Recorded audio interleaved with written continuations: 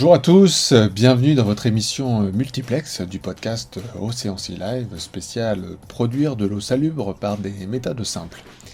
Dans cette émission, nous allons vous donner une liste de procédés simples et économiques pour produire de l'eau salubre, en cas de nécessité, notamment pour des personnes en condition de survie hydrique, lors d'une expédition ou une randonnée, mais pas seulement, puisque cette émission sera vue dans le monde entier et pourrait intéresser certaines régions francophones ou vivent des populations défavorisées n'ayant pas accès à une eau potable.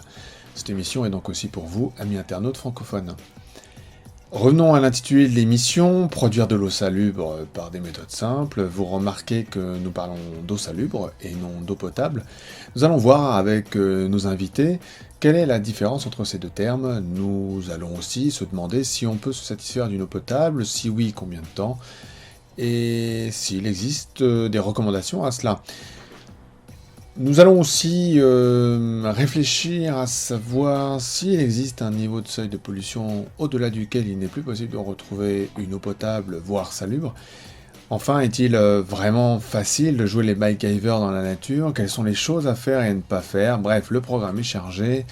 Je vous propose d'accueillir nos invités.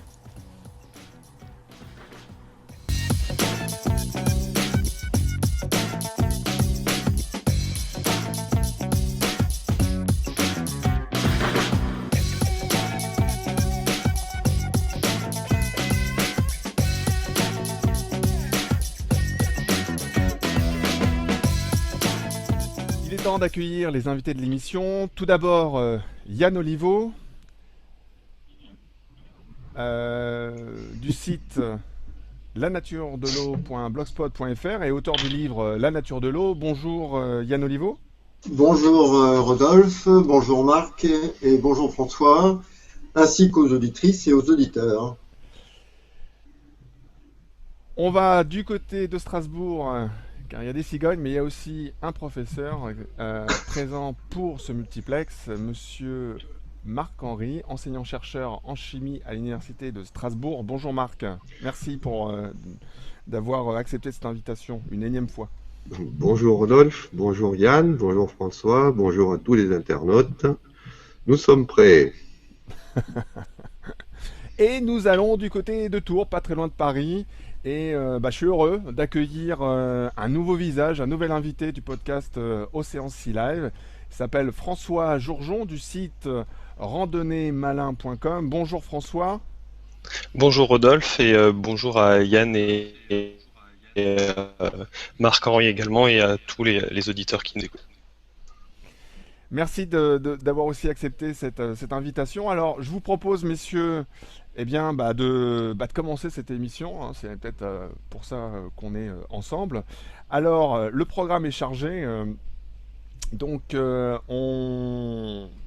je rappelle juste que par rapport au thème qui a été choisi pour faire cette émission, donc cette émission a été préparée et nous avons pris comme trappe de fond le travail réalisé par Yann Oliveau sur son blog lanaturedel'eau.blogspot.fr, qui a travaillé sur le sujet en 5 articles. Alors je vous invite évidemment à lire les articles en complément de cette émission.